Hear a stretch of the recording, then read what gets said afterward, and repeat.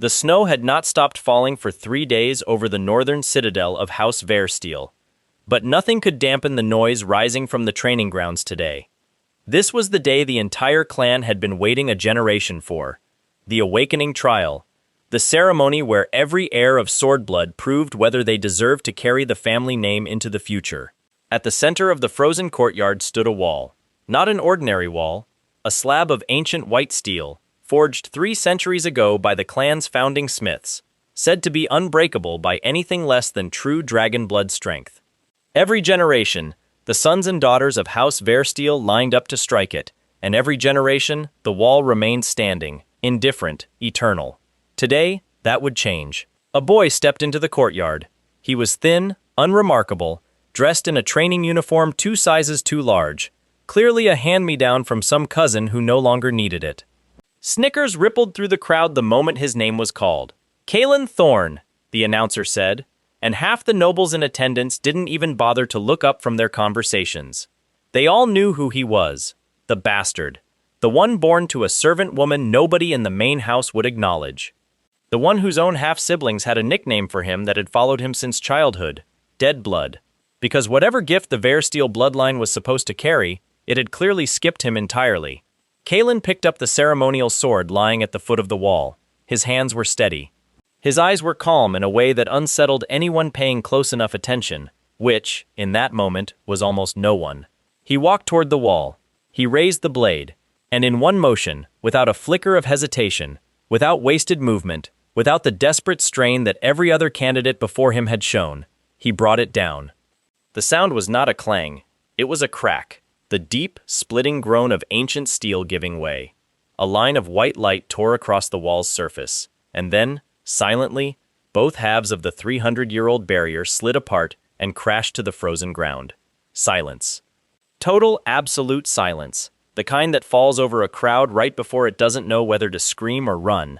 Because everyone had just watched the clan's most useless son do something no Versteel, not even the clan head himself, had managed to do on their first attempt in 3 generations. Rewind 10 years. Kalen Thorne was dying. He lay on cold stone, his own blood pooling beneath him, staring up at the man who had raised him with a sword since he could walk. His teacher, his mentor, the closest thing to a father he'd ever known. Roderick Vane knelt beside him now, not with grief, but with something far colder. Amusement. "You trained every morning before the sun rose," Roderick said, almost gently. "The way you'd speak to a child who'd finally understood a hard lesson. Every single day for years. Did you really think any of it mattered?" Kalen tried to speak. Only blood came out. "You were never going anywhere," Roderick continued, standing now, wiping his blade with the same casual indifference he might use to clean mud off his boots. "That's the part I actually feel bad about. You believed it. You really believed that hard work could close a gap that was never about effort." Behind him, the estate was burning. Kalen could hear the screaming from the east wing. Servants, guards, people who had nothing to do with any of this, dying because he had been too weak to protect any of them, too weak to see the betrayal that had been standing directly in front of him, teaching him swordplay for over a decade. Roderick grabbed him by the hair and forced his head toward the flames. "Look! This is happening because of you, because you were never strong enough to stop it." Someone dragged a body forward and dropped it in the mud in front of him. His mother. Kalen didn't have the strength left to scream. "Her death is on you too," Roderick said, almost bored now, like he was tired of even explaining it. "Everyone who's dying tonight, that's the price of your weakness." Something in Kalen's chest cracked open that had nothing to do with the sword wound. He tried to rise, tried to reach for the blade lying uselessly a few feet away. His body wouldn't obey him. His arms shook and gave out. A second man stepped forward. Someone Kalen didn't recognize. Someone who clearly outranked even Roderick in whatever conspiracy this was, and drove a blade cleanly through his chest from behind. The world tilted. The fire above him blurred into streaks of orange and black. Roderick's voice reached him one last time, almost apologetic now, almost bored. "Sorry, got a little carried away remembering old times." And then there was nothing. Kalen opened his eyes. He was 17 years old again, standing in the exact same training courtyard where he had practiced 10,000 mornings of his life, holding a wooden training stick, staring at the exact same face that had murdered him a decade from now. Roderick Vane stood in front of him, mid-sentence, scolding him for being distracted during a drill. For one full second, Kalen thought this was a dying hallucination. A final mercy his brain was giving him before the end. A memory replaying itself, cruel and vivid, one last time. Then he felt the wooden stick in his hand, felt the cold air biting at his fingers, felt the ache in his legs from a morning of training that had, impossibly, actually happened just now, in this moment, in this body. This wasn't a memory. He was here, really here, 10 years in the past, standing in front of the man who would one day laugh while forcing him to watch his own mother die.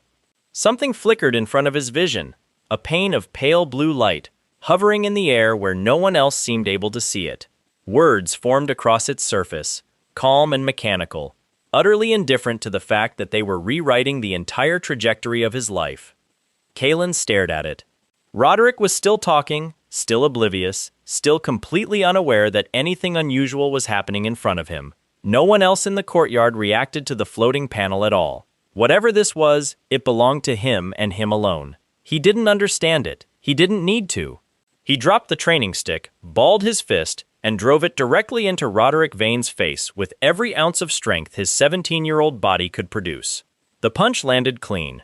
Roderick staggered back half a step, more stunned than hurt, blinking at the boy in front of him like he genuinely couldn't process what had just happened. For a moment, Kalen almost laughed. 10 years from now, this man would gut him like an animal and laugh about it. Right now, all it took to rattle him was one punch from the clan's most talentless student. "What," Roderick said slowly, "was that?" Kalen didn't answer. He was too busy staring at his own hand, flexing his fingers, feeling the impact still buzzing in his knuckles. Real. This was real. His body was real, his pain was real, and somehow, impossibly, so was the decade he'd apparently just erased. Roderick's confusion curdled quickly into anger. He grabbed the front of Kalen's uniform, and for one heart-stopping second Kalen thought, here it is. This is where it ends again, right here in the practice yard. But no blade came. Just words, sharp and cold. You have the awakening ceremony in 5 months, and you're out here assaulting your instructor. Do you have any idea how much worse you're about to make this for yourself? 5 months. Kalen's mind seized on the number. 5 months until the ceremony he had just watched himself pass in a memory that hadn't happened yet. No, wait. That had happened, 10 years ago, except it was about to happen again, for the first time, in 5 months, except this time, his head throbbed. Understanding was arriving in painful, disorienting waves, and underneath all of it, one truth kept surfacing again and again, cutting through the confusion like a blade through fog. 10 years. He had 10 years he didn't have before. 10 years, and this time, he knew exactly who the enemy was, before the enemy had even made a single move. Roderick shoved him backward, muttering something about discipline and disrespect, and stormed off toward the main hall, presumably to report the incident to whoever was paying him, because that was the other thing Kalen now knew with absolute certainty. Roderick Vane was not loyal to House Versteel. Roderick Vane had never been loyal to anyone but the coin in his pocket, and whoever was writing his orders from the shadows. Kalen stood alone in the courtyard, breathing hard, blood roaring in his ears. The blue panel was still floating patiently in front of him. He hesitated for exactly as long as it took him to remember the sound of his mother's body hitting the ground. Then he pressed yes. Warmth exploded through his chest. Not painful, not gentle either. Something in between, like a furnace being lit inside his ribs for the first time. He staggered, caught himself against the practice yard fence, and felt something shift deep inside him that he had no words for. His mana core, dormant and starved his entire life according to every physician who had ever examined him, was suddenly, unmistakably alive. The system chimed again. He didn't fully understand what any of that meant yet. He only knew that, for the first time in 17 years, his own body didn't feel like a cage. Across the courtyard, a few of his half-siblings had gathered near the sparring hall entrance, watching the commotion with the particular brand of contempt reserved for family members you'd long since decided weren't really family at all.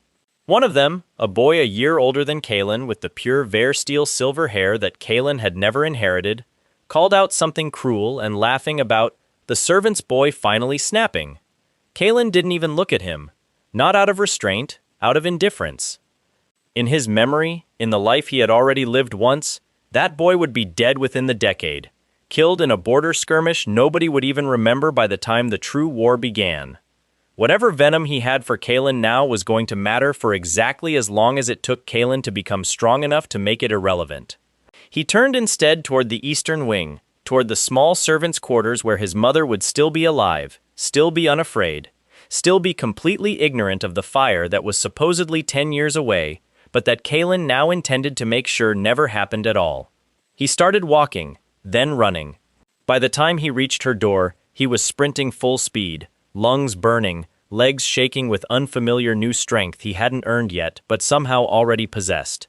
She opened the door before he even reached it, startled by the noise, and found her son standing there, chest heaving, tears streaming down his face for no reason she could understand. "Kalen? What's wrong? What happened?" He didn't answer. He just wrapped his arms around her and held on, shaking, overwhelmed by something that felt too large for his body to contain. The simple, impossible fact that she was alive, that her voice was here, that her hands were here, warm and real, and not lying motionless in the mud in front of a burning house. She held him back, confused but instinctively comforting, the way mothers do even when they don't understand what they're comforting their child from. Kalen said nothing about the fire that hadn't happened. Said nothing about the decade he'd apparently just erased, the mentor who would one day laugh while killing him, the empire-spanning conspiracy he now knew was already quietly moving pieces into place around a boy nobody thought was worth watching. He only held her tighter and made a silent promise that this time he would be strong enough. This time, the ending would be different. That night, alone in the small room he'd been given at the edge of the servants' quarters, the main house didn't waste its finer chambers on illegitimate sons. Kalen sat cross-legged on the floor and finally allowed himself to think clearly. 10 years of memory. Every betrayal, every alliance, every war that hadn't happened yet but absolutely would, laid out in his mind like a map only he could see. He knew which of his half-siblings would rise and which would die pathetically. He knew which servants were secretly loyal informants for rival houses. He knew that Roderick Vane, right now, was almost certainly sending a coded message to whoever his true master was, reporting that the useless bastard son had shown an unexpected flash of aggression today. And he knew, with cold and absolute certainty, exactly who had given the order to burn the Eastern estate and murder his mother 10 years from now, because that man had said it himself, standing over Kalen's dying body, gloating. He didn't have the strength to face any of them yet. Not even close. In his previous life, it had taken him a full decade of relentless, secret training just to become adequate, and even then, adequate hadn't been enough to survive the night that mattered. But this time, he had something he hadn't had before, a 10-year head start on knowledge. A mysterious system that had rewarded him with power the moment he dared to act instead of endure, and most importantly, he had time. Real time, hoarded and precious, that he intended to spend far more wisely than he had the first time around. The blue panel flickered back into view, patient as ever.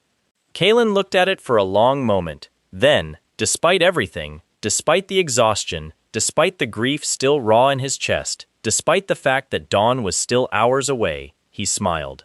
"All right," he murmured to the empty room, to no one, to the system that had given him a second chance he had no intention of wasting. "Let's not waste this one." He stood up, walked out into the freezing night air of the training courtyard, and began to move through the first sword form his false master had ever taught him. Except this time, he wasn't practicing to please a man who wanted him weak. This time, he was practicing to kill him. Dawn had not yet broken over the Versteel citadel when Kalen collapsed for the 11th time that morning. He didn't stay down long. He never did anymore. Not since that first night, 3 weeks ago now, when he'd stood alone in the frozen courtyard and made a promise to a version of himself who no longer existed. His arms shook as he pushed himself back up off the packed snow, his breath coming in ragged white clouds, and he raised the wooden training sword one more time. The number floated calmly in the corner of his vision, indifferent to the way his lungs burned, or the way his legs had long since stopped feeling like his own. He'd learned quickly that the percentage didn't move for effort alone, it moved for results. For genuine improvement, for pushing past whatever threshold his body had settled into the day before, which meant the only way forward was to keep breaking himself down until there was nothing left to break, and see what rebuilt itself stronger. He swung the sword again, again. By the time the sun actually cleared the eastern wall, Kalen had lost count of how many times he'd fallen, and gained something far more valuable than he'd expected. A strange, quiet certainty settling into his bones. Not confidence, exactly. Something colder and more useful than that. The certainty of a man who has already died once and has stopped being afraid of the things that used to terrify him. He was so absorbed in the rhythm of his own exhaustion that he didn't notice he had an audience until a dry voice cut through the courtyard.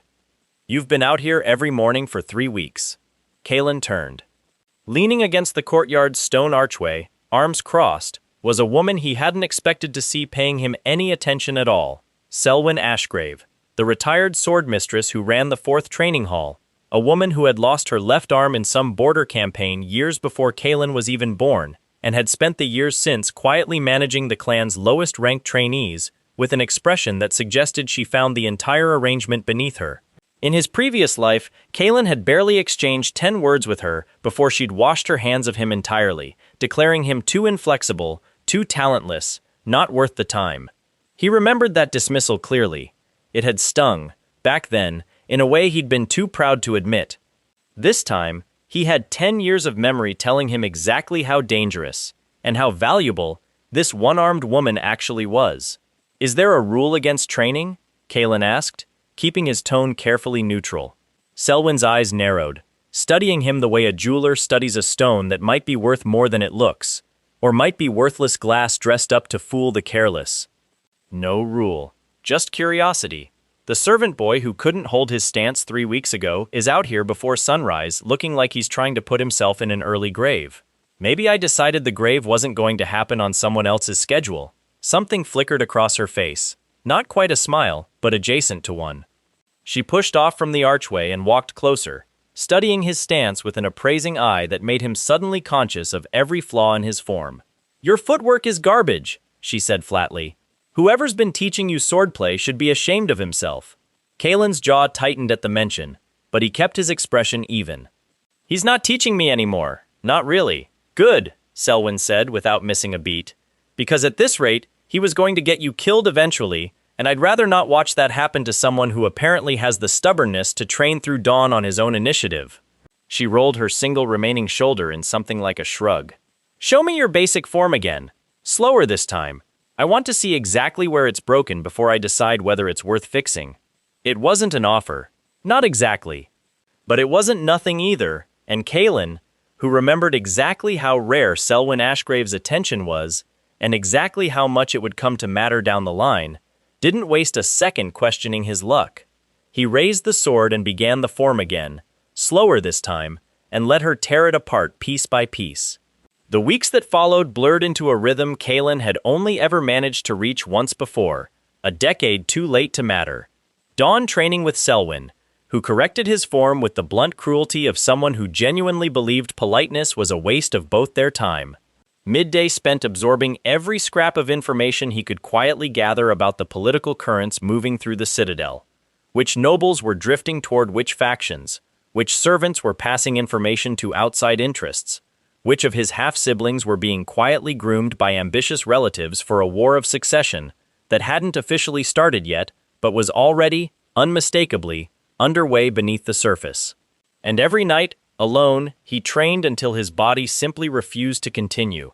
The system rewarded him for it in ways that occasionally left him breathless. A second tutorial quest completed brought a talent he hadn't possessed in his previous life at all. Some kind of heightened perception the panel simply labeled observation, which let him glance at people and pull fragments of insight from them that felt disturbingly close to reading minds. A third quest, completed after a brutal week of pushing his mana core past what should have been its limit, gifted him something called a dragon's heart, a phrase that meant nothing to him until Selwyn, catching sight of the faint shimmer of energy occasionally visible beneath his skin during hard training, went very still and asked him, in a voice stripped of all its usual dryness, exactly what he thought he was doing carrying something like that inside his chest at his age. He told her the truth, mostly. Not about the regression, That secret he kept buried deeper than anything else he owned, but about the strange power he'd apparently awakened, the power that let him hide his own mana signature at will, the power that meant nobody, not even someone as sharp as Selwyn, could actually prove what he was carrying unless he chose to let them see it. She studied him for a long moment after that confession. Then, instead of reporting him, instead of turning him in to the clan elders the way protocol clearly demanded, she simply nodded once and told him to keep his mouth shut about it, and to never, under any circumstances, let his idiot half-siblings find out. It was the first genuine act of loyalty anyone in this life had shown him. Kalen filed the moment away carefully, the way he filed away everything now, as data, as leverage, as one more piece in a game he intended to win this time. Roderick Vane, for his part, had not forgotten the punch. He'd escalated in small, deniable ways, subtly wrong instructions disguised as legitimate teaching, sparring sessions that conveniently left Kalen more injured than the drill should have required. A persistent stream of public condescension, designed to keep Kalen's reputation exactly where his true masters wanted it. Worthless, beneath notice, no threat to anyone's plans. Kalen let him think it was working. He knew, from 10 years of hard-earned hindsight, that Roderick's real value wasn't as an enemy to defeat outright, not yet, but as a thread leading directly back to whoever was actually orchestrating the slow, patient destruction of House Versteel's eastern branch. If he simply killed the man now, he'd lose the trail before he ever found out who was holding the other end of it. So instead, he played the role Roderick expected.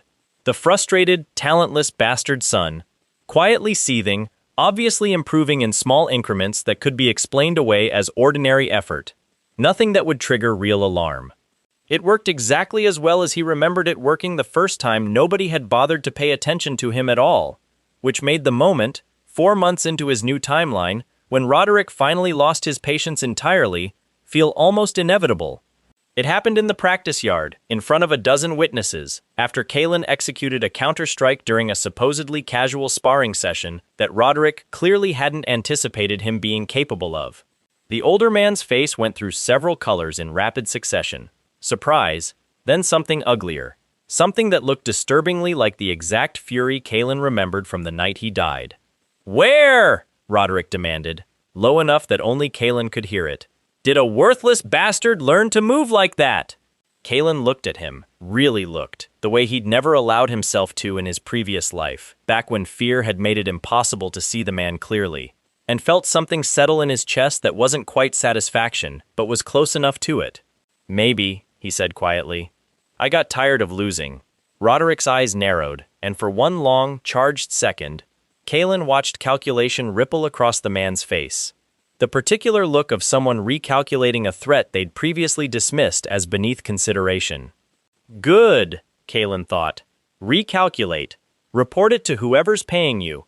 Let them start wondering too early whether I'm worth watching more closely. Let the fear start now, while I still have time to grow faster than your suspicion can catch up to." He said none of it aloud. He simply returned his training sword to its rack, bowed with exactly the correct amount of respect a student owed an instructor, and walked away, leaving Roderick standing alone in the practice yard, with the distinct, gnawing sense that something about the clan's most useless student had just changed in a way he couldn't quite name. That night, the system delivered a notification Kalen had been waiting weeks for. He read it twice, standing alone in his small room, and felt the weight of everything he'd built over the past 4 months settle into something like resolve. 5 months had become 1.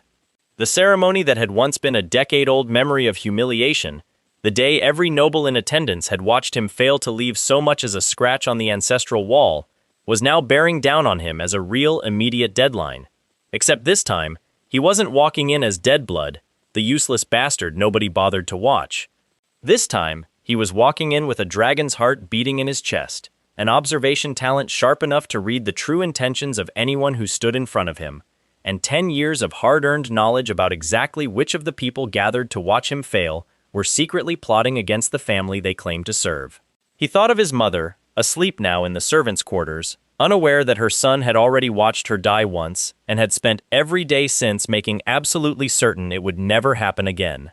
He thought of Roderick Vane, teaching him deliberately flawed technique with a patient, condescending smile, utterly unaware that his student now knew every lie hidden inside every lesson. And he thought of the wall, the ancient, unbreakable slab of white steel that no Versteel had managed to crack on their first attempt in 3 generations, and allowed himself, for the first time since waking up in his own 17-year-old body, a small, cold smile. Let them watch, he thought. Let them all watch. This time, I already know how the story ends. I just have to make sure it ends differently. He closed his eyes, and for the first time in months, actually slept. The morning of the ceremony arrived exactly as he remembered it. The same gray sky, the same restless energy crackling through the citadel, the same crowd of nobles gathering in the courtyard to watch the next generation of House Versteel prove, once and for all, who among them deserved to inherit the family's legacy. The only thing different was the boy walking toward the ancient wall. He caught sight of Selwyn near the edge of the crowd, arms crossed, watching him with an expression that was trying very hard to look neutral and failing. He caught sight of his mother, standing further back among the servants who weren't technically permitted to attend but had come anyway, her hands twisted anxiously in her apron, her eyes fixed on him with a hope she was clearly trying not to let show too plainly on her face.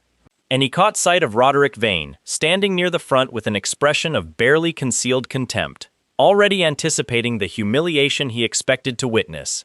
The same humiliation he'd witnessed once before, in a version of this exact morning that Kalen alone remembered. Kalen picked up the ceremonial sword. He walked toward the wall. The crowd's murmuring quieted into the particular, expectant silence that precedes a moment everyone assumes they already know the outcome of. He raised the blade. And this time, knowing exactly what waited for him 10 years down a road he had no intention of walking again, knowing exactly which of the people watching him right now would one day stand over his dying body and laugh, Kalen Thorne brought the sword. The sound the wall made was not the sound anyone in that courtyard had ever heard it make before. 3 centuries of failed attempts had trained every noble present to expect a certain outcome from this ritual. A dull, unsatisfying thunk of steel against steel, followed by polite applause for whichever candidate had managed the deepest scratch. Nobody in living memory had heard the ancient white steel actually scream, and that was the only word Kalen could find for the sound that tore through the courtyard as his blade connected. A crack of pure white light split down the center of the wall. For half a second, nobody moved, nobody breathed. And then, with a groan like something ancient waking up after 300 years of dreamless sleep, both halves of the barrier slid apart and collapsed into the snow. The silence that followed lasted exactly as long as it took for the first noble in the front row to realize what he'd actually just watched, and then the courtyard erupted, not into cheering, not yet, but into a rising wave of disbelieving murmurs, whispered questions, half-formed accusations of trickery that died the moment people actually looked at the wreckage and understood there was no trick involved. Kalen stood there, sword still raised, breathing hard, and let himself feel it for exactly 1 second. The strange, vertiginous satisfaction of watching a decade-old humiliation get rewritten in real time, right in front of the same people who had once laughed him out of this exact courtyard. Then he lowered the blade and looked for the 2 faces that actually mattered. His mother had both hands pressed over her mouth, tears already streaming freely down her face, completely unbothered by the fact that half the assembled nobility could see her. Selwyn hadn't moved from her position near the archway, but her arms had uncrossed, and for just a moment, something that looked almost like pride flickered across features that rarely allowed themselves that particular expression. And Roderick Vane stood frozen near the front of the crowd, his face drained of all its usual condescension, replaced by something far more useful to Kalen, genuine, unmistakable fear. Good, Kalen thought again, filing the expression away carefully. Be afraid. You should be. The system chimed softly, invisible to everyone but him. Kalen frowned slightly at the notification, even as the crowd's murmuring swelled around him into something closer to genuine noise. A curse. He hadn't known there was a curse to lift in the first place, hadn't felt anything specifically wrong beyond the general, crushing weight of being universally dismissed as worthless since birth. But the moment the notification cleared, something in his chest settled that he hadn't even realized had been unsettled his entire life. A low, background static he'd carried for 17 years, gone. He didn't have time to examine it further. The clan elders were already moving. Ser Aldrich Versteel, the current clan patriarch's younger brother, a man Kalen remembered from his previous life as a cold, calculating presence who cared about exactly two things: bloodline purity and personal advancement, in roughly that order, pushed his way toward the front of the assembly, his expression somewhere between disbelief and open hostility. "This is impossible," Aldrich said flatly, addressing no one in particular, though everyone understood he was addressing the wreckage of the wall itself, as if it might apologize for having the audacity to break. "No candidate breaks the founding wall on their first strike, not in 3 generations. "Certainly not." He stopped himself before finishing the sentence, but everyone present understood the unspoken end of it anyway. "Certainly not the bastard." Kalen said nothing. He'd learned, over 10 years of hard experience, exactly how little value there was in defending himself to a man who had already decided what he wanted to believe. Let Aldrich choke on his own disbelief. The wall was in pieces regardless of what anyone in this courtyard was prepared to accept about it. It was Selwyn who finally broke the tension, stepping forward with the blunt, unbothered confidence of someone who had genuinely stopped caring what the main house thought of her decades ago. "The boy's been training every morning before dawn for the past 4 months, she said, loud enough to carry across the courtyard. "I know, because I've been the one correcting his form. If anyone here wants to argue with the results standing directly in front of them, I'd be happy to hear the argument." Nobody took her up on the offer. Aldrich's jaw tightened, but he said nothing further, and after a long, charged moment, simply turned and stalked back toward the main hall, presumably to deliver a report that several of his colleagues in the family's inner circle were very much not going to enjoy receiving. Kalen watched him go, and felt the first real, deliberate piece of his long-term plan click quietly into place. The rest of the ceremony passed in a blur of formality that Kalen barely registered. Scores were tallied. Rankings were announced. He placed first among his generation by a margin so wide that the official recording it required 2 attempts to phrase in a way that didn't sound insulting to everyone who'd placed beneath him.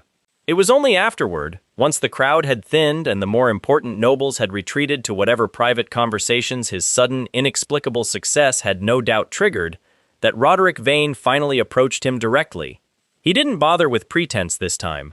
No condescending smile, no lesson disguised as mockery. Just a man standing close enough to speak privately, his voice low and careful in a way Kalen had never once heard him use before. "Where," Roderick said, "did you actually learn to do that?" "I told you already," Kalen replied evenly. "I got tired of losing." "That's not an answer." Roderick's eyes searched his face with an intensity that made Kalen's pulse quicken slightly, though he kept his expression carefully neutral. 4 months ago, you couldn't hold a proper stance. "I watched you fail that same drill a dozen times myself, and now you're telling me 4 months of morning practice turned you into someone who cracks a 300-year-old ward on the first strike." "People change," Kalen said, "sometimes faster than anyone expects." Something shifted behind Roderick's eyes. Calculation, sharp and cold, the exact expression Kalen remembered from the final moments of his previous life. The look of a man recalibrating exactly how dangerous a threat in front of him actually was. It was strange, seeing that same expression now, this early, aimed at a version of himself that hadn't yet given the man any real reason to be afraid. Not yet, Kalen thought. But soon. "Whoever you actually are," Roderick said finally, quiet enough that no one else could hear it, "you should be very careful about how quickly you let people notice." He turned and walked away without waiting for a response, and Kalen stood alone in the emptying courtyard, watching his former mentors retreating back, thinking about fire and blood in the snow, and a decade of borrowed time that he had every intention of spending far more carefully than he had the first time around. That night, his mother found him sitting alone at the edge of the training grounds, staring up at a sky too overcast to show any stars. She sat beside him without a word for a long moment, the same quiet, patient presence he remembered from his childhood. Except this time, he was the one who remembered a version of her that no longer existed anywhere except inside his own head. A version who had died afraid, confused, and utterly unprotected, because her son had spent his entire first life being too weak to save anyone. "You've been different," she said eventually, "since the training started. Not just stronger, different." Kalen considered several careful, deflecting answers, and discarded all of them. "I saw something," he said instead, which was true enough, in its own strange way. That made me understand I couldn't afford to waste any more time being weak. She studied him for a long moment, the way mothers do when they suspect their children are telling them a version of the truth rather than the whole of it, and decided, wisely, not to press further. "Whatever it was," she said finally, reaching over to squeeze his hand, "I'm glad it found you before it was too late." Kalen said nothing. He only squeezed her hand back, and thought, with the particular clarity of a man who has already watched everything go wrong once and refuses to let it happen the same way twice, so am I. You have no idea how glad I am. Above them, invisible to her, a small blue notification flickered patiently at the edge of his vision, waiting for him to acknowledge it. Kalen looked at it for a long moment and felt the last of tonight's celebration settle into something colder, more purposeful. The wall was broken. The first humiliation of his old life had been rewritten, but the man who had ordered his mother's death was still out there somewhere, patient, unseen, almost certainly already recalculating his plans in response to a bastard son who was supposed to remain harmless and had just very publicly stopped being either. He closed his eyes and let himself feel, one final time, the simple relief of his mother's hand still warm in his own. Then he opened them again and began, quietly, to plan. 3 weeks after the ceremony, Kalen found himself standing outside a tavern in the lower district of the Citadel town, watching a door he had no business watching, waiting for a man he had no business waiting for. Rendell Voss was not, by any conventional measure, an important man. A minor clerk in the household accounts office, unremarkable in every visible way, the kind of person whose face you forgot within minutes of meeting him.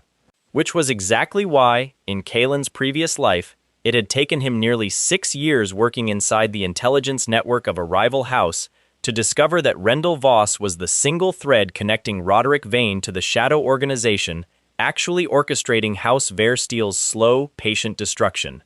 This time, Kalen already knew where the thread led. He just needed to pull on it carefully enough not to snap it before he'd traced it all the way back to its source. He'd spent the past 3 weeks doing exactly what he'd promised himself he would this time around. Watching, cataloging, verifying every fragment of memory against the reality actually unfolding in front of him. Some things matched perfectly. Others had already begun, subtly, to diverge, and each divergence sent a small, cold spike of unease through him. The wall breaking on his first strike wasn't supposed to happen. Aldrich's public humiliation in front of the entire assembly wasn't supposed to happen either. Every choice he made now was a stone dropped into still water, and he had no way of knowing exactly how far the ripples would travel before they reached shores he couldn't yet see. The tavern door opened. Rendell Voss stepped out into the cold evening air, adjusting his coat, entirely unaware that the boy leaning against the wall across the street was watching him with the patient, predatory focus of someone who had spent a decade learning exactly how dangerous, unremarkable men could be. Kalen activated observation.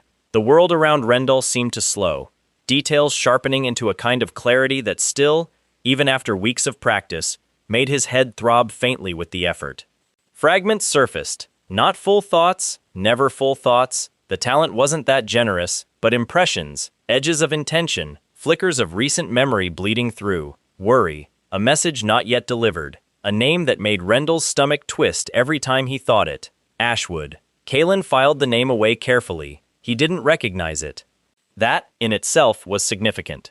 In 10 years of memory, he'd never once encountered anything called Ashwood, which meant either it was new, or it was something his previous life had never gotten close enough to uncover before the fire. He waited until Rendell turned down a narrow side street, away from the main thoroughfare, and followed at a careful distance. The confrontation, when it came, was almost disappointingly easy. Kalen caught up to him in the shadow between 2 buildings, one hand closing firmly over Rendell's mouth before the man could so much as gasp, the other pressing the flat of a blade against his throat, with just enough pressure to make the threat unmistakable without drawing blood. "I'm going to move my hand," Kalen said quietly, "and you're going to answer some questions instead of screaming. If you scream, I stop being polite about this. Understood?" Rendell nodded frantically, eyes wide with terror above Kalen's hand. He lowered it slowly. "Who is Ashwood?" The question landed like a physical blow. Rendell's face went pale, then paler, and for a moment Kalen genuinely worried the man might faint before answering anything useful at all. I don't I don't know who told you that name, but you need to forget you ever heard it, Rendell stammered. People who ask about Ashwood don't. He stopped himself, swallowing hard. Don't what? Kalen pressed, letting the blade drift a fraction closer to skin.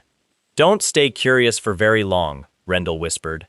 Kalen studied him carefully, running observation again, watching fragments of genuine, bone-deep fear ripple across whatever internal landscape the talent let him glimpse. This wasn't performance. Rendell Voss was a low-level clerk who had gotten in over his head with something far larger than himself, and was now standing in a dark alley with a blade at his throat, wondering if tonight was the night his own carelessness finally caught up with him. I'm not interested in hurting you, Kalen said, softening his tone slightly, calculating the shift carefully. Fear got you information quickly, but trust, however shallow, got you better information. Information a man wasn't simply saying to make the immediate threat go away. I'm interested in Roderick Vane, and whoever's actually giving him his orders. If Ashwood is that person, I need to know. Rendell's breathing was still ragged, but something in his expression shifted, calculation slowly overtaking pure panic. You're the bastard son, the one who broke the founding wall. I am. They talked about you, Rendell said slowly, after the ceremony. Not Roderick, the people above him. I wasn't supposed to hear it. I just happened to be delivering documents when he stopped again, visibly wrestling with how much he was willing to say. When what? When someone asked whether the timeline needed to be moved up, Rendell's voice had dropped to barely a whisper. Because of you. Because you weren't supposed to be capable of what you did at that ceremony. And now everyone's recalculating whether the original plan can wait as long as it was supposed to. Kalen went very still, moved up.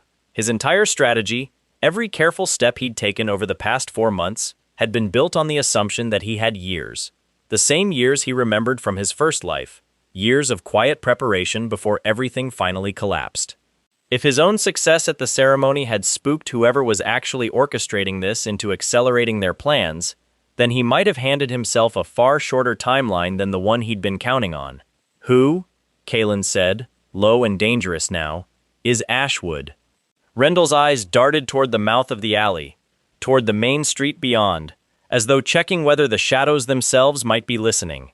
I don't know a name. I've never seen a face. All I know is that whoever it is, they're not part of House Versteel. They're not even part of any house I recognize. Roderick answers to someone in the capital, someone with enough reach to place informants inside 3 different noble households simultaneously and never once get caught. He swallowed hard. That's not a rival clan doing this. That's something bigger, something that's been patient for a very long time. The words settled into Kalen's chest with a weight he hadn't anticipated. In his previous life he'd assumed, reasonably, given the evidence available to him at the time, that the conspiracy destroying his family was simply a rival noble house maneuvering for advantage in the endless, grinding game of succession politics that defined the Empire's ruling class.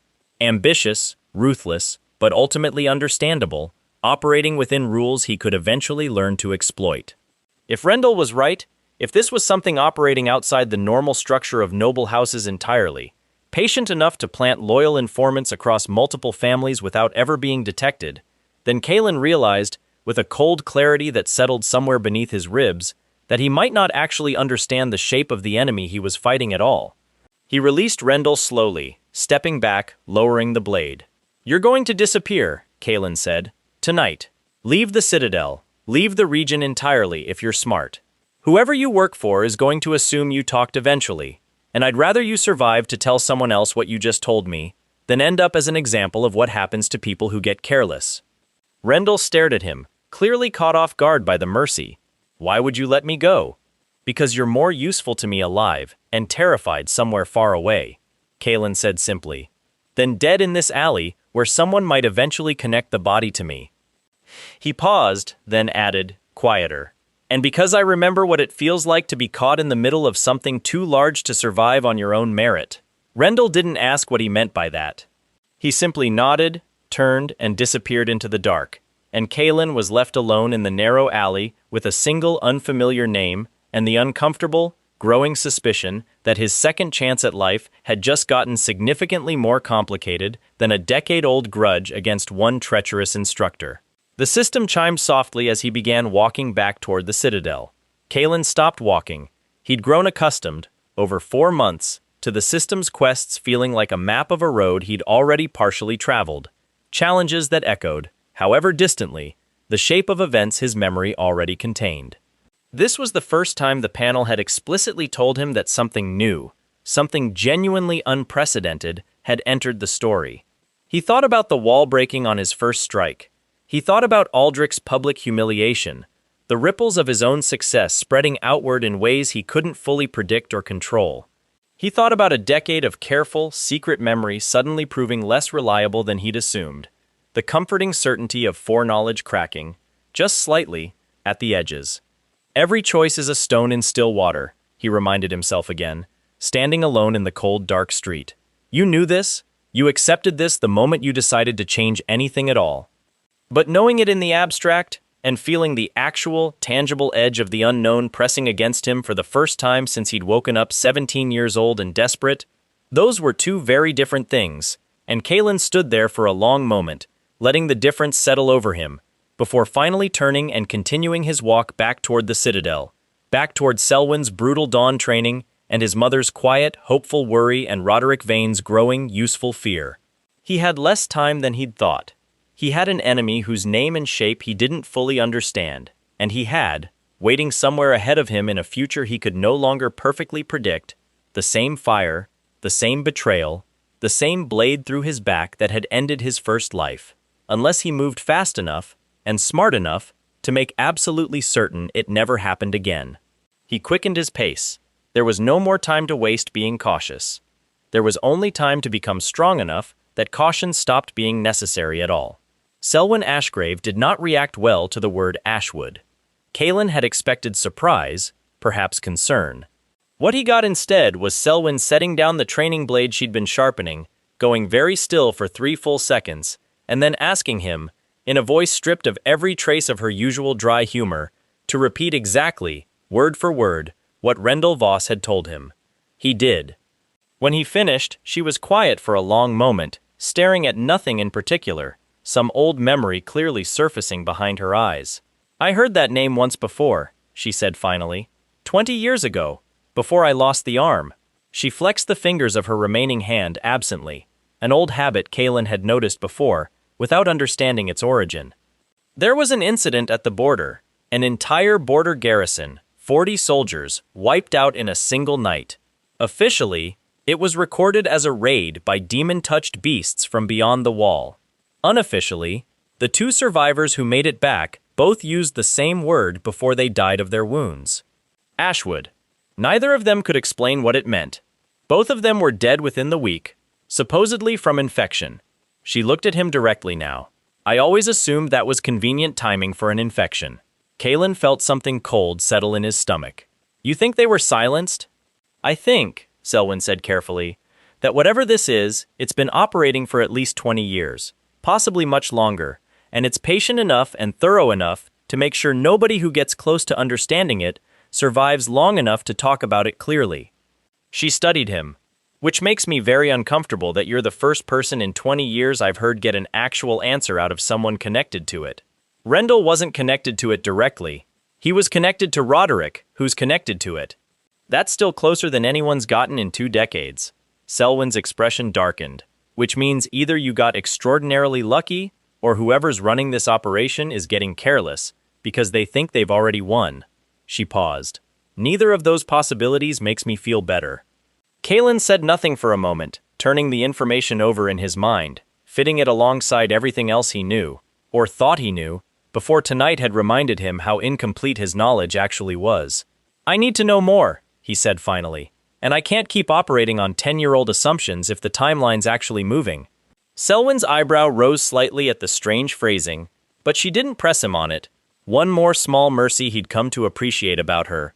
The willingness to let his more cryptic statements pass without demanding explanations he wasn't ready to give. There's someone who might know more than either of us, she said instead. Someone I'd normally advise you to stay as far away from as possible, for entirely unrelated reasons. Who? Dorian Ashfall, heir to House Ashfall, one of the border clans that actually fought whatever came through 20 years ago. Selwyn's mouth twisted into something between amusement and exasperation. Insufferable. Brilliant. Convinced he's the most talented swordsman his generation has ever produced, and infuriatingly, he might actually be right about that. He's here in the Citadel for the season. Some diplomatic formality about border cooperation agreements that nobody actually cares about, except as an excuse for the noble houses to size each other up.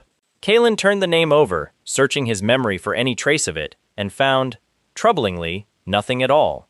Dorian Ashfall had simply never existed, or never mattered, in the life he remembered living. Another divergence, he thought grimly. Or another thread my previous self never lived long enough to find. Would he talk to me? Selwyn snorted. He barely tolerates talking to people he considers his equals. A bastard son from a sword clan he's never heard mentioned as anything significant? He'd probably ignore you entirely. She considered for a moment. Unless, of course, you gave him a reason to think you might actually be interesting. Something in her tone made Kalen look at her more carefully. You have an idea. I have an observation, Selwyn corrected. Dorian Ashfall respects exactly one thing in this world, and it isn't bloodline or title. It's raw ability. If you happen to demonstrate, publicly, in front of the right people, that the bastard who broke a 300-year-old ward wasn't a fluke, she shrugged with her single shoulder, you might find his notorious arrogance working in your favor rather than against it. Kalen considered that for a long moment and felt the shape of an opportunity beginning to form. The opportunity arrived 3 days later, in the form of an open invitational sparring exhibition held in the Citadel's Grand Training Hall, a formality Kalen remembered vaguely from his previous life as an event he'd never been permitted to attend, let alone participate in. This time, his newly elevated ranking from the ceremony granted him an invitation nobody could officially deny him, however much certain elders clearly wished they could. The hall was packed with nobility from half a dozen houses, all gathered ostensibly to observe polite exhibitions of swordsmanship between the Empire's rising young talents, and actually gathered to quietly evaluate which of these talents might be worth cultivating alliances with before the coming succession conflicts made such evaluations significantly more urgent. Kalen spotted Dorian Ashfall immediately. Not difficult, given that the young heir was holding court near the center of the hall, surrounded by a small cluster of admirers, radiating the particular confidence of someone who had never once seriously doubted his own superiority. He was, Kalen had to admit, genuinely striking, tall, sharp-featured, with the kind of effortless charisma that made people want to agree with him before he'd even finished a sentence. In another life, under different circumstances, Kalen suspected they might have actually gotten along. In this one, he simply needed the man's attention and his information. The exhibition matches proceeded predictably for the first hour, polite, restrained displays of technique between young nobles who all understood, implicitly, that actually injuring an opponent from a rival house carried political consequences none of them wanted to navigate. Kalen watched, patient, waiting. His own match, when it finally came, was against a minor lordling from House Corvain, a boy roughly his own age whose family had clearly instructed him to demonstrate respectable, unremarkable skill and nothing more, the exhibition equivalent of small talk. Kalen had no intention of playing along. The moment the match began, he moved with a speed and precision that made his opponent's careful, restrained technique look almost embarrassingly slow by comparison. It wasn't cruel. He pulled every strike well short of actual injury, careful not to humiliate the boy more than strictly necessary, but it was unmistakable, undeniable proof that whatever had happened at the awakening ceremony 3 weeks earlier had not been a fluke. The match ended in under 30 seconds. The Corvain heir disarmed, and staring at his own empty hands with an expression of genuine bewilderment. The hall had gone quiet. When Kalen turned, he found Dorian Ashfall watching him with an expression that had shifted, entirely, from polite disinterest to sharp, focused attention. The look of a man who had just found something genuinely worth his notice for the first time all evening. You, Dorian said, loud enough to carry across the hall, are the one who broke the founding wall. I am. Dorian's mouth curved into something that was equal parts smile and challenge. I'd heard the story. I assumed it was exaggerated, the way these things usually are. He studied Kalen with open, calculating interest now. I'm beginning to suspect it wasn't. It wasn't. Then perhaps, Dorian said, stepping forward, already unfastening the ceremonial sparring blade at his hip with the easy confidence of a man who had never once lost an exhibition match in his life. you'd be willing to prove that a second time, against someone who isn't holding back to preserve diplomatic courtesy. Kalen felt observation flicker automatically at the edge of his awareness, reading fragments from the young heir standing across from him. Genuine curiosity, competitive hunger, and underneath it all, something that surprised him, a flicker of loneliness, the particular isolation of someone whose talent had set him so far apart from his peers that genuine challenge, genuine connection, had become vanishingly rare. Interesting, Kalen thought. I'd be willing, he said aloud, and drew his blade. The match that followed was unlike anything Kalen had fought since waking up in this borrowed second chance of a life. Dorian Ashfall was fast, genuinely, frighteningly fast.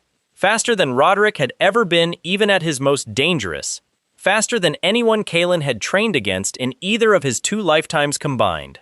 For the first several exchanges, Kalen found himself purely on the defensive, parrying and retreating, recalculating his opponent's speed and technique in real time, searching for any opening at all. He found one, eventually, buried in the small, telltale hesitation Dorian's blade showed every time he committed to a particularly aggressive combination. The barest fraction of a second where speed outpaced control, where raw talent hadn't yet fully caught up to the technique required to wield it perfectly. Kalen exploited it, once, decisively, closing the distance faster than Dorian anticipated, and ending the exchange with his own blade resting lightly against the young heir's throat. The hall erupted into stunned silence, then a rising wave of astonished murmuring. Dorian stood perfectly still for a long moment, staring at the blade at his throat, and then, astonishingly, began to laugh. "Gods below," he said, stepping back once Kalen lowered his weapon, grinning in a way that transformed his entire face. "I haven't lost an exhibition match in 3 years, not once." He looked at Kalen with an expression that had shifted again, this time into something almost giddy. "What's your name?" "Kalen Thorne." "Well, Kalen Thorne," Dorian said, sheathing his own blade and extending a hand with genuine, unguarded enthusiasm. "I believe we have a great deal to discuss." Kalen shook the offered hand, and felt, for the first time since waking up in this second chance at life, the strange, unfamiliar sensation of an alliance forming that had nothing to do with careful 10-year-old calculation and everything to do with something far simpler and, in its own way, far more valuable. Behind Dorian's shoulder, near the edge of the hall, Kalen caught sight of Selwyn watching the entire exchange with an expression of quiet, satisfied vindication. One thread pulled, Kalen thought, releasing Dorian's hand. "Let's see how many more it leads to." They spoke privately an hour later, in a small antechamber off the main hall that Dorian claimed with the easy entitlement of someone accustomed to rooms clearing out whenever he wanted them to. A servant brought wine neither of them touched.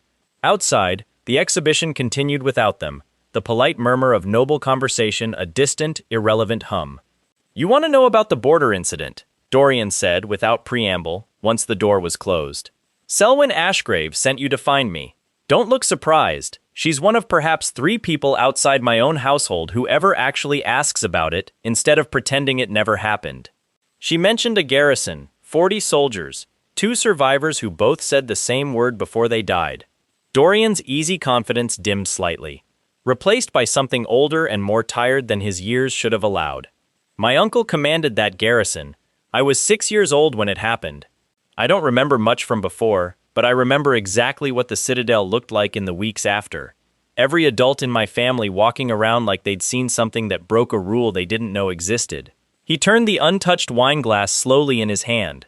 "Officially, demon-touched beasts. Unofficially, my father spent the next decade trying to find out what actually happened, and got nowhere, because every lead he pulled on either dried up or the person holding it died shortly afterward. Ashwood. That's the word both survivors used. Yes." Neither of them could explain what it meant even under direct questioning before they died. Just, "Ashwood is coming," over and over, like it was the only sentence they had left in them. Dorian looked up, and for the first time since Kalen had met him, all the performative confidence was gone, replaced by something raw and genuinely uncertain. "My father spent 20 years trying to find out what that word actually meant. He died 3 years ago without an answer. I inherited his obsession along with his title, and I've had exactly as much luck as he did, which is to say, none at all." Kalen absorbed this in silence for a moment, weighing it against everything Rendell had told him 3 nights earlier. 20 years of patient, careful concealment. An organization thorough enough to silence dying men and erase decades of investigation without leaving a single solid trace behind. "I think it's connected to my own house's troubles," Kalen said finally, choosing his words with care. He couldn't explain the regression, not to Dorian, not to anyone, not yet, but he could share the pieces that mattered without revealing the impossible source of his certainty. "My family has an instructor who answers to someone above him. I confronted a clerk connected to that chain 3 nights ago. He gave me the name before he ran." Dorian's eyes sharpened immediately, all traces of weariness burning away into focused, hungry attention. "You got someone to actually say the name out loud, and you're both still alive to talk about it. For now, that's more than my father ever managed in 20 years of trying." Dorian leaned forward, all pretense of aristocratic detachment gone entirely. "Kalen Thorne, I want to be very clear about something. I don't care about your bloodline. I don't care that half the nobility in that hall out there still calls you a bastard behind your back. If you're actually pulling on the same thread my family's been chasing for 2 decades, I want in. Whatever this costs, whatever it takes." Kalen studied him carefully, running observation almost reflexively, watching the fragments surface. Grief for an uncle he barely remembered, frustration at a father's unfinished obsession, and underneath all of it, a genuine, desperate hunger for purpose that had nothing to do with the effortless confidence he projected in public. "He's telling the truth," Kalen thought, "or as much truth as either of us is currently capable of telling." "There's a risk," Kalen said carefully. "The clerk who told me the name is fleeing the region as we speak, and he still might not make it far enough. Whoever's behind this has already silenced people for far less than what we're discussing right now." "I'm aware of the risk," Dorian said, without hesitation. "I've been aware of it since I was 6 years old, and watched my father's hair start going gray from an investigation that never went anywhere. I'd rather die chasing an answer than spend the rest of my life the way he did, obsessed and empty-handed." Something in the young heir's voice reminded Kalen, unexpectedly and uncomfortably, of himself, of the particular, specific desperation of a man who had already lost something he couldn't get back, and would burn down considerably more than his own comfort to make certain it never happened again to anyone else. "All right," Kalen said. "Then let's find out what Ashwood actually is." They spent the following weeks building what amounted to a small, informal intelligence operation between the two of them, careful, deliberate, moving slowly enough not to attract the kind of attention that had apparently gotten border soldiers and low-level clerks killed for 2 decades running. Dorian had resources Kalen's previous life had never given him access to. His family's private archive of border reports going back 3 generations. Correspondence networks stretching into rival houses that occasionally shared intelligence when it suited mutual interests. And a genuine, well-earned reputation as a swordsman skilled enough that nobody questioned why he might be traveling to unusual places or asking unusual questions. Kalen, in turn, brought something Dorian's father had apparently never possessed in 20 years of dedicated searching. A direct, if fragile thread leading into the conspiracy itself, and a growing, careful ability to read people that made verifying which fragments of intelligence were genuine and which were deliberate misdirection significantly easier than either of them had expected. Piece by piece, over the following month, a shape began to emerge from the fragments.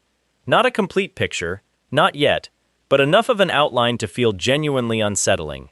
Ashwood, whatever it actually was, appeared to operate through a network of deniable intermediaries rather than direct action, men like Roderick Vane, placed patiently inside noble households years or even decades in advance, cultivating trust and access long before any specific plan required them to act. The border incident 20 years ago had not been an isolated event. Dorian's archives revealed at least 3 other unexplained catastrophes across different regions of the Empire in the decades since, each one officially attributed to demon-touched beasts, natural disaster, or simple misfortune. Each one, upon closer examination, sharing subtle, disturbing similarities that suggested a single patient hand orchestrating all of them from somewhere far above the visible players. "Whatever this is," Dorian said one evening, several weeks into their investigation, poring over a spread of documents in his family's private study, "it's been patient for at least a generation. Possibly longer.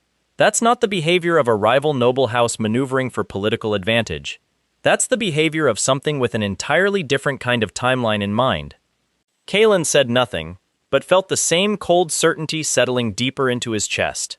The growing, uncomfortable suspicion that whatever he'd been fighting in his first life, whatever had ultimately burned his family's estate and left his mother's body cooling in the mud, had never actually been about House Versteel at all. That his family's destruction had simply been one small, useful step in a plan large enough that an entire noble bloodline's total annihilation barely registered as a meaningful cost. Which means, he thought grimly, I might have spent my entire second chance preparing for the wrong war. The system chimed softly, as if in confirmation, a notification flickering at the edge of his vision that he'd been half expecting and dreading in equal measure. Kalen closed his eyes briefly, absorbing the weight of it. There's something else, he said finally, opening his eyes to find Dorian watching him with the particular sharp attention of someone who'd learned, over the past month, to recognize when Kalen was withholding something significant. I can't fully explain how I know this, but I don't think we're the first people to get this close to the truth. The border survivors? Dorian said quietly. Further back than that, I think. I think this has happened before. People getting close enough to understand the shape of it, and then, he gestured vaguely, unable to fully articulate the cold, specific dread he felt, the sense that he was standing at the edge of something that had already claimed lives across generations, in patterns too large and too patient for any single lifetime to fully perceive. Dorian was quiet for a long moment, turning that over. Then we need to be smarter than everyone who came before us, he said finally, and considerably more careful. Kalen nodded and looked back down at the spread of documents between them. Decades of quiet catastrophe, patiently orchestrated, patiently concealed, waiting for two young men who had no reasonable business surviving what they were about to walk into. 10 years of memory wasn't enough after all, he thought, feeling the shape of his own borrowed second chance shifting beneath him into something larger and considerably more dangerous than the family feud he'd woken up prepared to fight. Whatever this actually is, it's bigger than House Versteel, bigger than Roderick Vane, bigger maybe than anything I actually understood the first time I died, he thought, unbidden, of the fire, of his mother's body in the mud, of Roderick's almost bored voice explaining, patiently, that none of Kalen's effort had ever mattered at all. It mattered enough to bring me back, Kalen thought now, with the same cold, quiet resolve that had carried him through 4 months of dawn training and a broken 300-year-old wall. It's going to matter enough to end this, whatever this actually turns out to be. All right, he said aloud, meeting Dorian's eyes across the scattered documents. Let's find out how deep this actually goes. Roderick Vane noticed the friendship on the 9th day. He would have noticed sooner if he'd been watching as closely as he once had, but Kalen's rapid, unexplained improvement over the past months had already forced him into a defensive posture, spending more time reporting upward and less time actually observing his former students' day-to-day movements. It was a small failure, an entirely human one, and it cost him nearly 2 weeks of valuable warning before he finally connected the dots. He found Kalen alone in the Eastern Archive wing, ostensibly reviewing old estate ledgers as part of his newly elevated status among the clan's approved heirs, actually cross-referencing dates from Dorian's border reports against House Versteel's own internal records from the same periods. You've been spending considerable time with the Ashfall heir, Roderick said, closing the door behind him with deliberate quiet. Kalen didn't look up from the ledger in front of him. Is there a rule against it? No rule. Roderick's voice carried none of its old condescension now. Hadn't, for weeks, ever since the wall had cracked in front of 300 witnesses. What remained instead was something far more careful, far more dangerous. Just curiosity about what a bastard son and a border heir might have in common to discuss so frequently. Kalen finally looked up, meeting the older man's eyes directly. He let observation flicker across his awareness, reading the fragments. Genuine anxiety beneath the careful composure. A message already sent, already awaiting a response from someone far above either of them. He knows, Kalen realized, not everything, but enough to be afraid. We spar, Kalen said simply. He's the only person in this citadel who actually gives me a real fight. I'd think you'd approve of that. Isn't that what an instructor is supposed to want for his student? Genuine challenge? Something flickered behind Roderick's eyes, brief and sharp, and Kalen recognized it immediately. The particular calculation of a man deciding whether a lie was worth the risk of being caught in it. "I stopped being your instructor the day you broke that wall," Roderick said finally, quietly. "We both know that. Whatever this is between us now, it isn't a teacher checking on a student's progress." "No," Kalen agreed. "It isn't." For a long moment, neither of them said anything further. The archive around them felt suddenly very small, very quiet. Two men standing on opposite sides of a decade of memory that only one of them was actually aware existed. "Be careful," Roderick said eventually, and there was something in his voice Kalen hadn't expected. Not quite warning, not quite threat, something stranger and more ambiguous than either. "Whatever you think you're chasing with the border archives, some doors don't open the way you expect them to."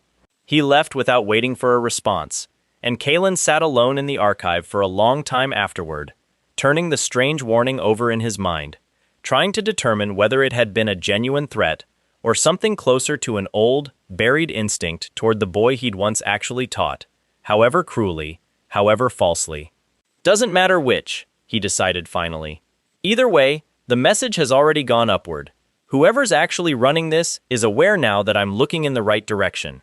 The system chimed softly, confirming the thought with the particular cold efficiency Kalen had come to expect from it.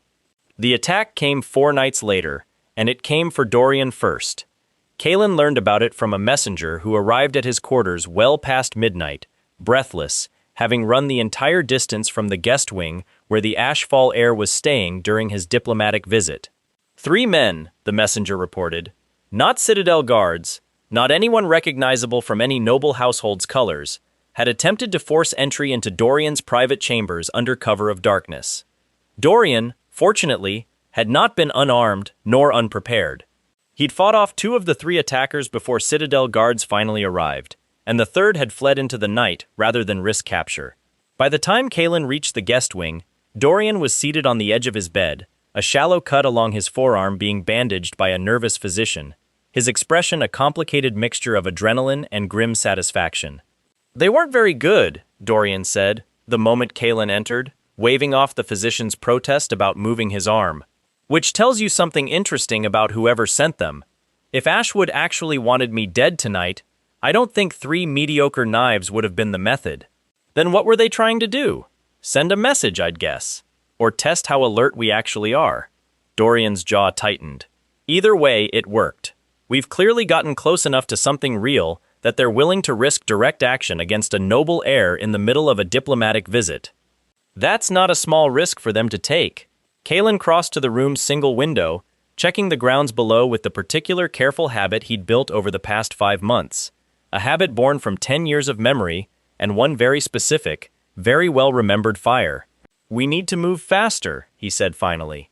"If they're willing to escalate to direct violence already, waiting cautiously isn't protecting us anymore.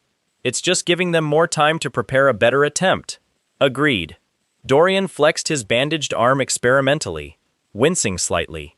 "Though I'd like to point out that moving faster against an organization capable of silencing border survivors and erasing 2 decades of investigation is easier said than executed. We have one advantage they don't know we have," Kalen said slowly, an idea beginning to form. "Which is? They think we're still investigating quietly, carefully, the way your father did for 20 years, and got nowhere." Kalen turned back from the window, meeting Dorian's eyes. "What if we stopped being quiet?" Dorian's eyebrow rose, a slow, dangerous smile beginning to form. "Explain. Your father spent 2 decades trying not to draw attention, and it got him nowhere except an early grave from stress and frustration. Every survivor who ever got close to the truth died quietly, in ways that could be explained away as coincidence."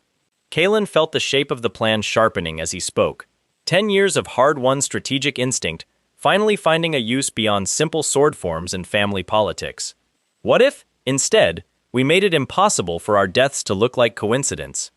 What if we made enough noise, publicly, that killing either of us would create exactly the kind of attention this organization has spent 2 decades avoiding? Dorian was quiet for a moment, absorbing this. "You want to use our own visibility as armor. I want to make ourselves too expensive to kill quietly," Kalen said.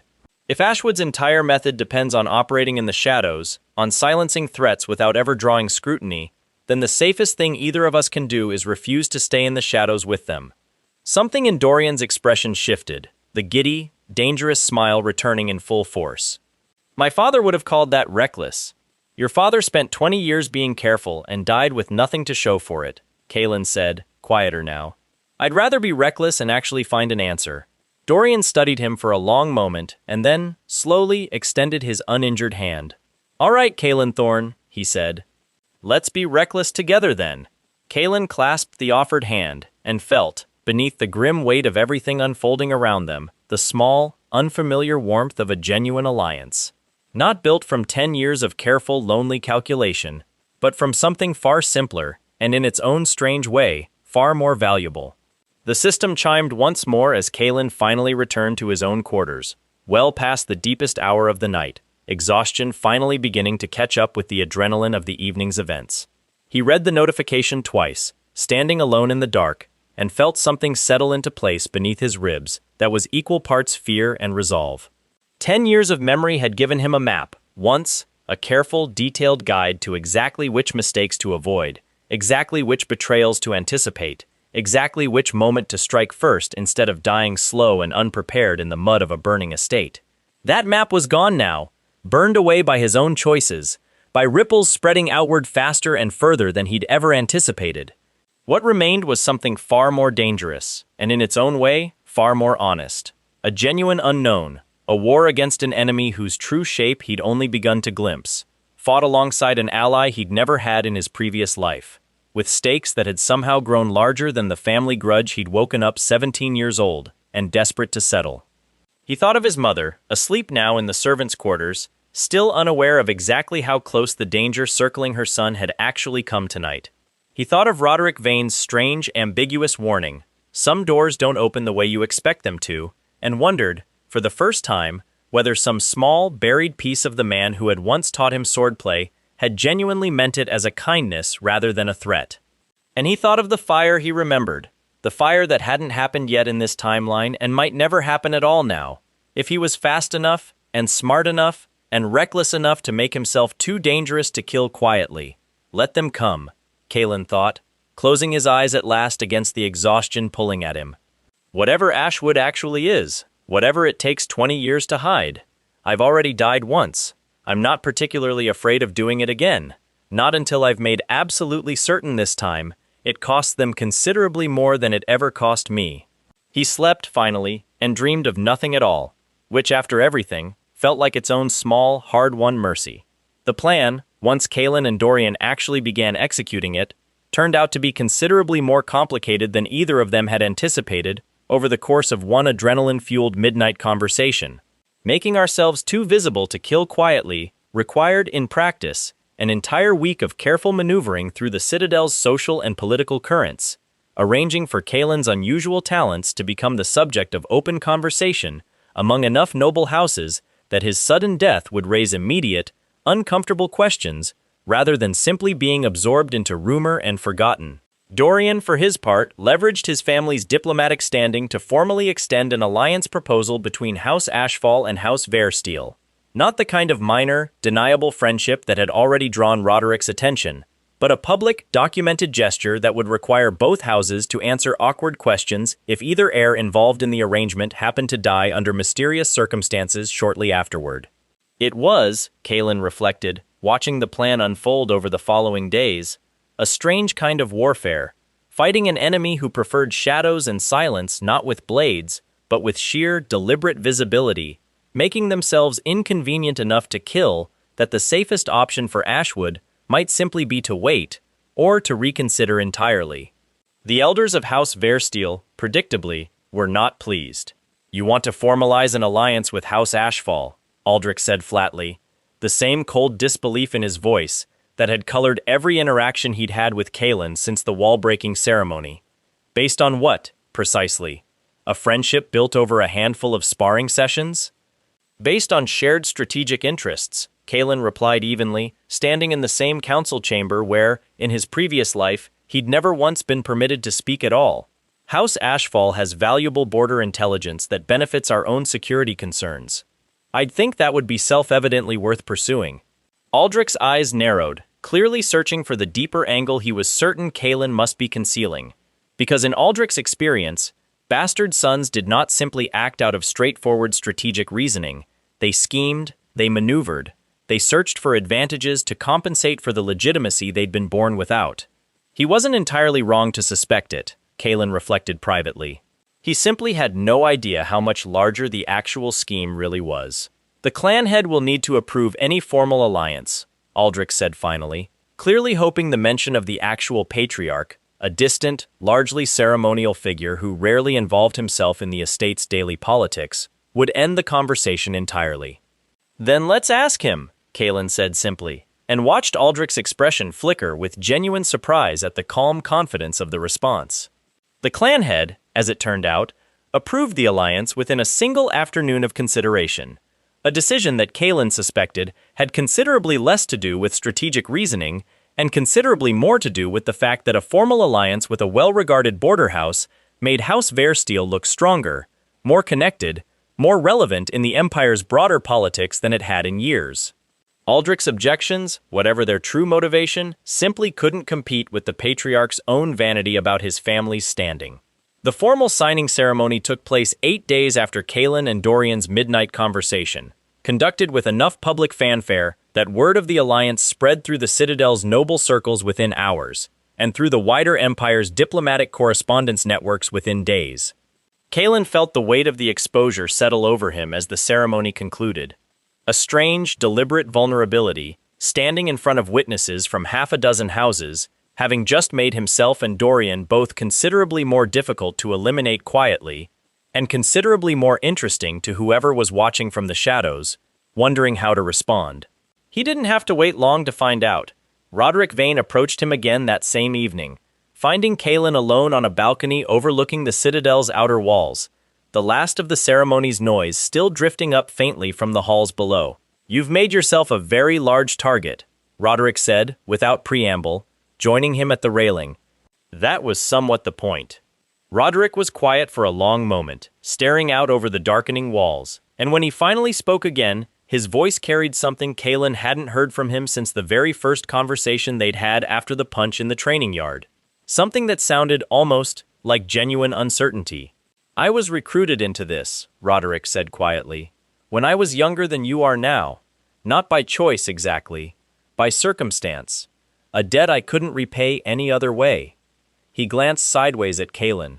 "I'm not telling you this because I expect it to earn your forgiveness. I'm telling you because I think you should understand exactly what you're actually provoking before you provoke it any further." Kalen felt something sharpen in his chest, the particular, careful focus of a man finally approaching the edge of an answer he'd been chasing for months, in 2 separate lifetimes. "Then tell me what Ashwood actually is." Roderick was silent for a long moment, and Kalen genuinely thought he might refuse entirely. "It isn't a person," Roderick said finally, quiet and careful, as though the words themselves might be dangerous simply spoken aloud. "Not the way you're imagining. It isn't a rival house, or a single mastermind sitting somewhere in the capital pulling strings." He turned to face Kalen fully, and for the first time, Kalen saw something in the older man's expression that looked disturbingly like genuine fear. "It's older than any noble house currently standing, older than the Empire itself, if half of what I've been told over the years is true. And it isn't interested in succession politics, or territory, or any of the things you'd expect an organization like this to want." "Then what does it want?" Roderick's jaw tightened. "I don't actually know. Nobody at my level ever knows.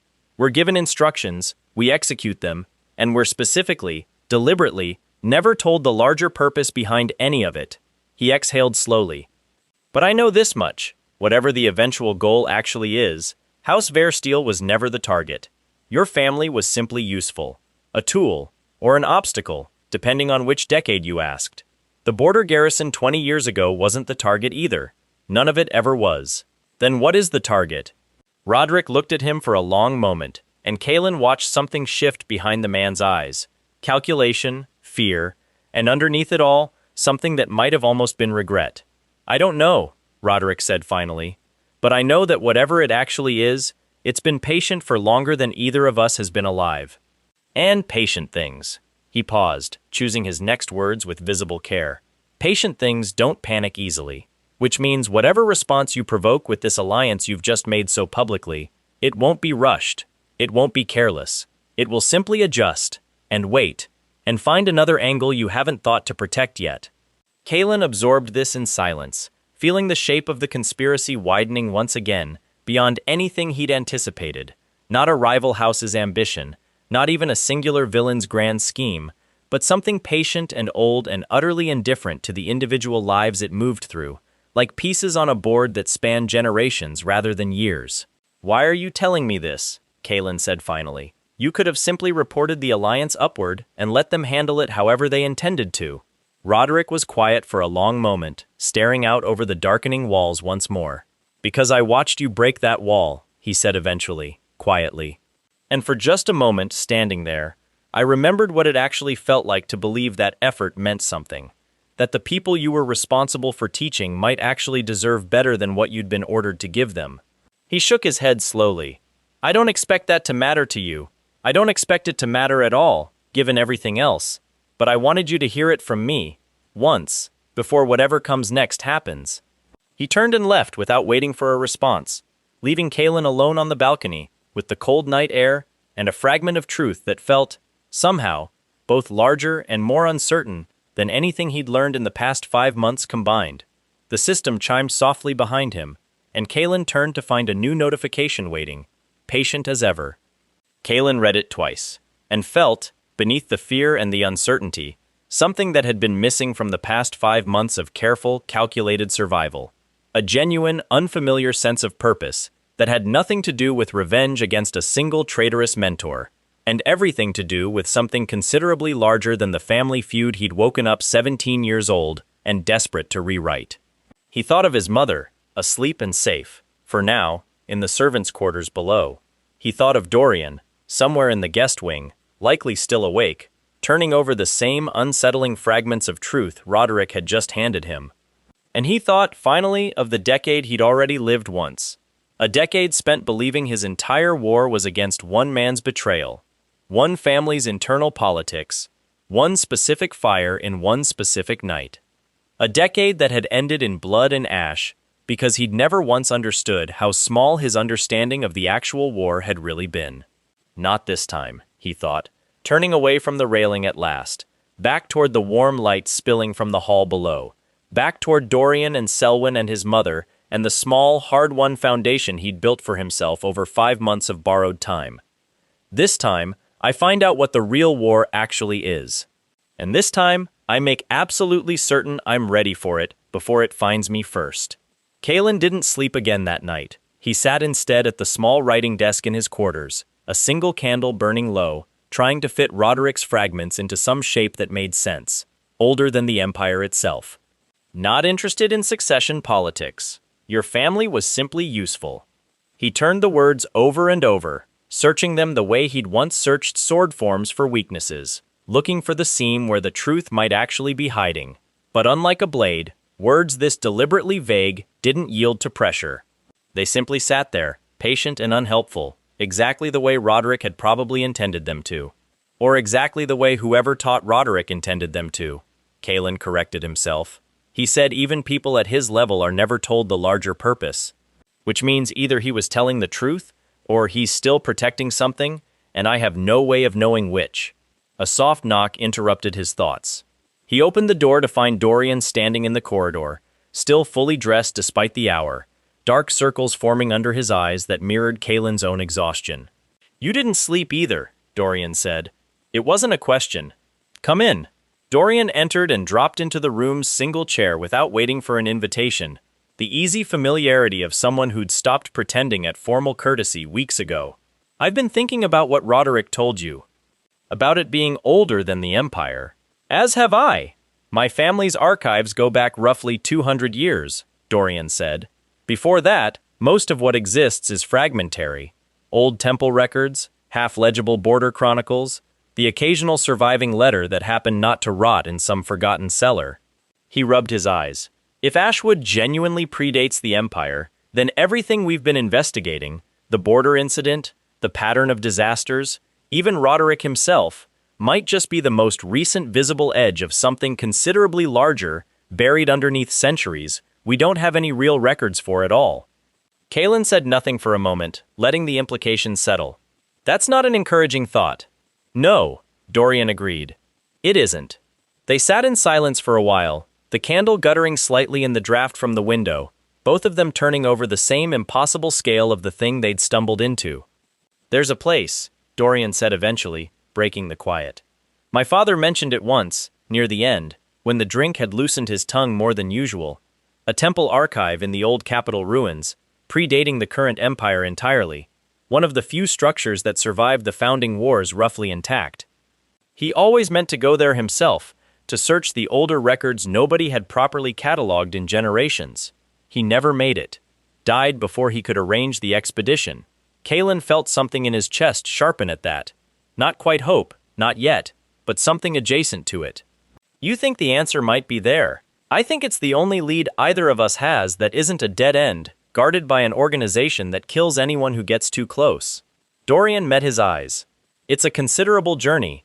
Several weeks each way, through territory that isn't entirely safe even without an ancient conspiracy potentially watching our movements. When could we leave? Dorian's mouth curved into the same reckless, dangerous smile Kalen had come to recognize over the past weeks. I was hoping you'd ask that. It took another 5 days to arrange. Quiet preparations disguised as an entirely different, entirely mundane pretext, a joint diplomatic survey of border territories that gave both of them official cover to travel without immediately signaling their true destination to anyone watching. Selwyn, when Kalen finally told her the truth of where they were actually headed, went very still for a long moment. The old capital ruins, she repeated. Do you understand what's actually out there? Half of it's been reclaimed by wilderness. The other half is still technically considered cursed ground by every temple that's ever surveyed it. I understand the risk. I don't think you do, Selwyn said, but there was something in her voice that wasn't quite disapproval, something closer to reluctant respect.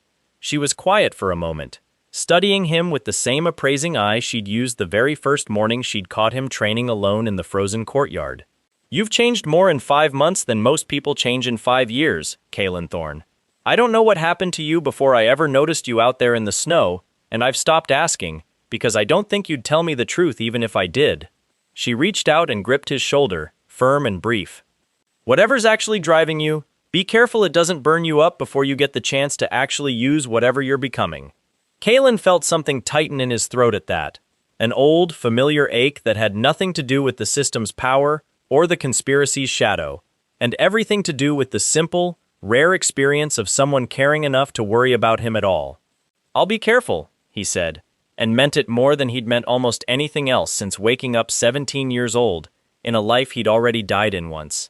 They left 3 days later, at dawn, with a small, unremarkable escort, and a cover story thin enough that Kalen privately doubted it would survive serious scrutiny from anyone genuinely paying attention. Which was, he reflected, rather the entire point. Better a thin story that drew no notice than an elaborate one that invited exactly the kind of careful examination they were trying to avoid. His mother had cried when he told her he'd be gone for several weeks on official clan business. He hadn't told her the truth, couldn't, not without unraveling a decade of careful secrecy he still wasn't ready to surrender. But he'd held her for a long moment before leaving, and let himself feel, one more time, the simple, grounding relief of her being alive and warm and safe, however temporarily, in a world he was increasingly certain was considerably larger and more dangerous than either of them had ever imagined. Come back, she'd said, gripping his hands tightly. I will, he'd promised, and this time, unlike the promise he remembered failing to keep in another life entirely, he intended to make absolutely certain it was true.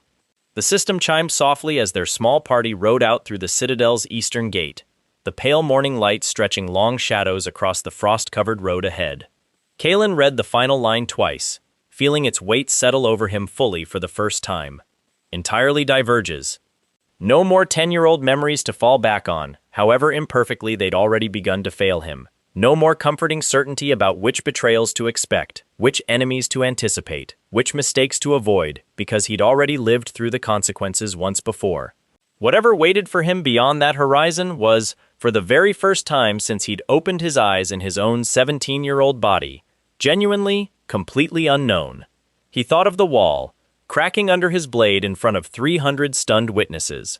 He thought of Roderick's strange, unfinished confession on the balcony, the fear in a traitor's eyes that had almost looked, for one unguarded moment, like something close to guilt.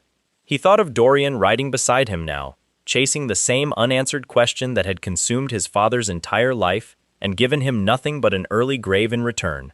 And he thought, finally, of the simple, cold resolve that had carried him through 5 months of borrowed time already. The same resolve that had let him rise from a training yard beating and drive his fist into the face of the man who would one day kill him, back before that man had done anything at all to deserve it yet. I don't know what's waiting out there, Kalen thought, urging his horse forward alongside Dorian's, the citadel shrinking slowly behind them into the pale winter morning. But I know what I'm not willing to become again. I'm not walking back into that fire unprepared a second time. Whatever this actually is, whatever Ashwood actually wants, I intend to be ready for it long before it ever finds me. The road stretched ahead, unfamiliar and unmapped by any memory he carried, and for the first time since his second life had begun, Kalen Thorne rode forward into a future that was entirely, terrifyingly, genuinely his own to write. They rode for 11 days before the terrain began to change, the familiar northern pines giving way gradually to older, stranger forest, the kind of woodland that seemed to grow in defiance of any logic Kalen understood about seasons or soil. Even the frost here fell differently, clinging to branches in patterns too deliberate to be entirely natural. "We're close," Dorian said on the 12th morning, studying a hand-drawn map copied from his father's private papers, its edges soft with age and handling. According to this, the old capital ruins should be visible from the next ridge. They were. Kalen had expected ruins in the conventional sense, crumbling walls, scattered stone, the slow, patient work of centuries reducing ambition to rubble. What he found instead, cresting the ridge alongside Dorian, was something considerably stranger. A city, mostly intact, swallowed almost entirely by forest that had grown up through its streets and towers with an eerie, deliberate patience, as though the trees themselves had been given centuries of careful instruction on exactly how to reclaim the space without destroying it entirely. At the center of the ruins stood a temple, larger than anything Kalen had seen even in the Empire's grandest cathedrals, its architecture unfamiliar in a way that made his eyes want to slide away from certain angles of its construction, as though some part of his mind resisted looking at it directly. "Gods below," Dorian murmured beside him. "My father's notes didn't do this justice at all." They made camp at the ruin's edge that evening, unwilling to risk entering the strange, half-swallowed city in failing light, and it was there, as the fire burned low and their small escort slept, that Kalen finally allowed himself to voice the question that had been building in him since Roderick's confession on the balcony. "Dorian," he said quietly, "if we actually find an answer in there, something real, something that finally explains what Ashwood is, what it wants, are you prepared for what that answer might actually cost us?" Dorian was quiet for a long moment, staring into the fire. "My father spent 20 years chasing this without an answer, and it cost him nearly everything anyway. His peace, his health, eventually his life. I've had considerably less time invested, and it's already cost me an alliance with a bastard son half the Empire's nobility still whispers about behind polished smiles." He glanced up, a faint, tired smile crossing his face. "I think whatever this costs us, Kalen Thorne, we're both already too deep to turn back and pretend we never asked the question at all." Kalen nodded slowly, feeling the truth of that settle over him with the same cold, familiar weight he'd carried since the night he'd first opened his eyes, 17 years old, in a body he'd already died in once. "Then let's find out tomorrow," he said. "Exactly what we've actually gotten ourselves into." The system chimed one final time that night, as Kalen lay awake beneath unfamiliar stars, listening to the strange, patient silence of a forest that had spent centuries learning how to swallow an empire's forgotten capital without ever quite finishing the job. He read the notifications slowly and felt, for the first time since waking up in this borrowed second chance of a life, something settle into place that was neither fear nor cold calculation, but something quieter and considerably more durable than either. 5 months ago, he had woken up as nothing, a bastard son nobody bothered watching, carrying a decade of memory that had felt, at the time, like the only weapon he had against a fate he was desperate not to repeat. He had spent every one of those 5 months believing that weapon would be enough, that if he simply remembered correctly, moved carefully enough, struck first at exactly the right moments, he could rewrite his family's entire tragedy through sheer, patient foreknowledge alone. He understood now, lying beneath the strange stars above a swallowed capital, that the weapon had already run out. The decade of memory that had once felt like his greatest advantage had diverged, chapter by chapter, choice by choice, into a future genuinely unknown to him. And rather than feeling like a loss, the realization settled over him instead, as something closer to freedom. He wasn't fighting to recreate a life he remembered anymore.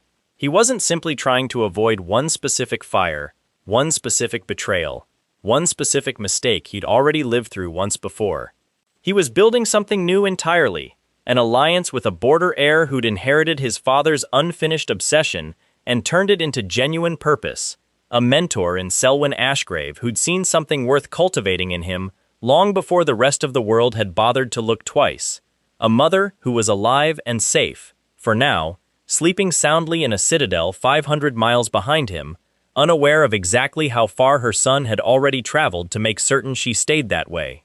And ahead of him, somewhere inside that ancient, half-swallowed temple waiting patiently at the edge of the firelight, lay an answer to a question considerably larger than the one he'd woken up 17 years old and desperate to solve. Not a bastard son anymore, he thought, closing his eyes at last against the strange, patient silence of the ruins. Not dead blood, not the boy who died once in the mud, watching everyone he loved burn because he was too weak, too late, too unprepared to stop any of it. Something else now, something the first version of me never got the chance to become. He slept, finally, and for the first time since his second life had begun, he did not dream of fire at all.